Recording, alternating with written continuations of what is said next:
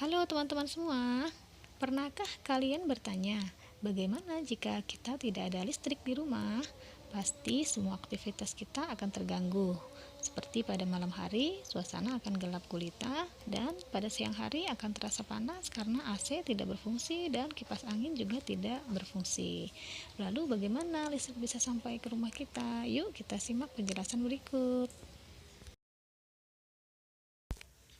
Listrik yang kita gunakan sehari-hari berasal dari sumber-sumber energi alam. Contohnya, arus listrik pada PLTA, pembangkit listrik tenaga air, digunakan untuk menghasilkan energi listrik. Panas bumi pada PLTG, pembangkit listrik tenaga gas. Batu bara pada PLTU, pembangkit listrik tenaga uap. Angin pada PLTB, pembangkit listrik tenaga bayu. Dan nuklir pada PLTN, pembangkit listrik tenaga nuklir yang digunakan untuk menghasilkan energi listrik. Berikut proses penyaluran energi listrik. Yang pertama diawali dari pusat pembangkit listrik. Pada contoh ini kita gunakan PLTA. Setelah generator menghasilkan listrik, lalu transformator atau transformer menaikkan tegangan menjadi 500 kV atau kV.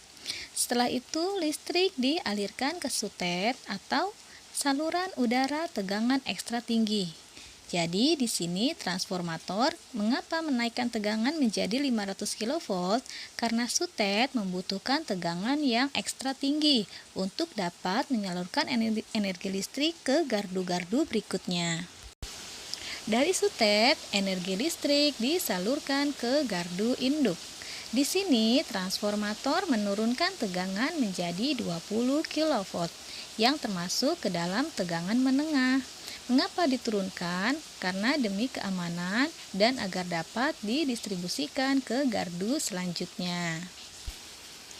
Setelah dari gardu induk, energi listrik disalurkan ke gardu distribusi. Di sini transformator menurunkan kembali tegangannya menjadi 220 volt saja, sesuai dengan kebutuhan rumah tangga atau keperluan alat elektronik yang kita pakai sehari-hari.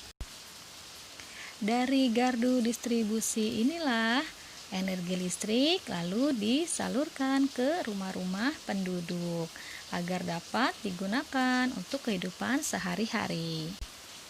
Oke teman-teman, itu tadi penjelasan tentang proses penyaluran energi listrik atau tahapan proses penyaluran energi listrik dari pembangkit listrik hingga sampai ke rumah-rumah penduduk. Sampai di sini paham ya teman-teman? Selanjutnya kita akan mempelajari tentang peran dan fungsi masing-masing dari saluran. Peran dan fungsi dari masing-masing saluran. Yang pertama yaitu pusat pembangkit listrik yang berguna untuk menghasilkan energi listrik. Yang kedua yaitu transformator atau transformer yang berguna untuk mengatur tegangan listrik, bisa menurunkan atau menaikkan tegangan. Yang ketiga yaitu sutet, saluran udara tegangan ekstra tinggi yang berguna untuk menyalurkan energi listrik dari pembangkit listrik sebelumnya ke gardu induk sesudahnya. Jadi fungsinya bisa dilihat dari tahapan sebelum dan sesudah ya. Setelah itu dari sutet energi listrik ke gardu induk. Gardu induk berfungsi untuk dilihat sebelumnya menyalurkan energi listrik dari sutet ke gardu distribusi. Setelah itu yang terakhir gardu distribusi yang berguna untuk menyalurkan energi listrik dari gardu induk ke rumah-rumah penduduk.